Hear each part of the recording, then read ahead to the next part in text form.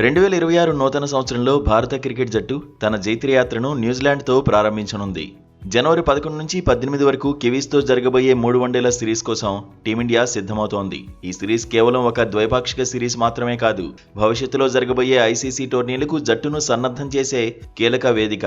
ముఖ్యంగా గతేడాది కాలంగా టీమిండియా ప్రదర్శనలో ఉన్న ఒడిదుడుకులను అధిగమించి సొంత గడ్డపై తమ ఆధిపత్యాన్ని చాటుకోవాలని రోహిత్ సేన భావిస్తోంది. వడోదరలో జనవరి 11న తొలి వన్డే, 14న రాజ్కోట్లో రెండో వన్డే, 18న ఇందోర్లో మూడో వన్డే జరగనున్నాయి.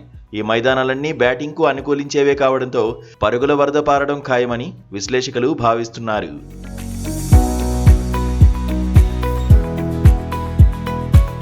ఈ సిరీస్ కోసం ప్రకటించబోయే జట్టులో అందరి కళ్ళు వికెట్ కీపర్ స్థానంపైనే ఉన్నాయి.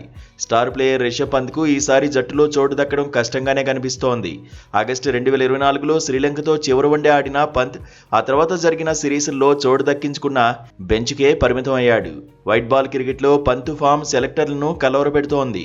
దీనికి భిన్నంగా జార్ఖండ్ డైనమైట్ ఇషాన్ కిషన్ పేరు ఇప్పుడు మారుమోగుతోంది. 2 ఏళ్ల విరామం తర్వాత వన్డే జట్టులోకి ఇషాన్ తిరిగి రావడం దాదాపు ఖాయమైంది. ఇటీవల సయ్యద్ ముస్తాక్ అలీ ట్రోఫీలో టాప్ స్కోరర్గా నిలిచి జార్ఖండ్కు టైటిల్ అందించడమే కాకుండా విజయ్ హజారే ట్రోఫీలో కర్ణాటకపై కేవలం 33 బంతుల్లోనే సెంచరీ బాది సెలెక్టర్లకు గట్టి సమాధానమిచ్చాడు. పంత్ స్థానంలో ఇషాన్ను తీసుకోవడం వల్ల జట్టుకు ఒక విధ్వంసకర ఓపెనర్ లేదా ఫినిషర్ దొరుకుతాడని మేనేజ్మెంట్ భావిస్తోంది. సౌత్ ఆఫ్రికా సిరీస్కు మెడనొప్పి కారణంగా దూరమైన శుభ్మన్ గిల్ ఇప్పుడు పూర్తి ఫిట్నెస్తో కివీస్ సిరీస్కు అందుబాటులోకి రానున్నాడు. గిల్ రాకతో టాప్ ఆర్డర్ మరింత బలోపేతం కానుంది. అయితే మిడిల్ ఆర్డర్ వెన్నెముక శ్రేయస్ అయ్యర్ అందుబాటుపై ఇంకా కన్ఫర్మేషన్ లేదు. ప్రస్తుతం అతను బీసీసీఐ సెంటర్ ఆఫ్ ఎక్సలెన్స్లో కోలుకుంటున్నాడు. ఒకవేళ అయ్యర్ ఫిట్నెస్ సాధించలేకపోతే ఆ స్థానంలో మరో యువ ఆటగాడిని పరీక్షించే అవకాశం ఉంది.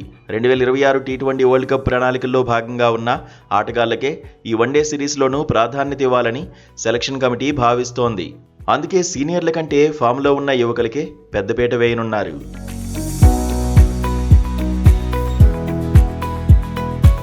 న్యూజిలాండ్ జట్టు ఎప్పుడూ భారత్కు గట్టి పోటీనిచ్చే జట్టే. వారి పేస్ బౌలింగ్, ఫీల్డింగ్ ప్రమాణాలను ఎదుర్కోవాలంటే టీమిండియా బ్యాటర్లు అప్రమత్తంగా ఉండాలి.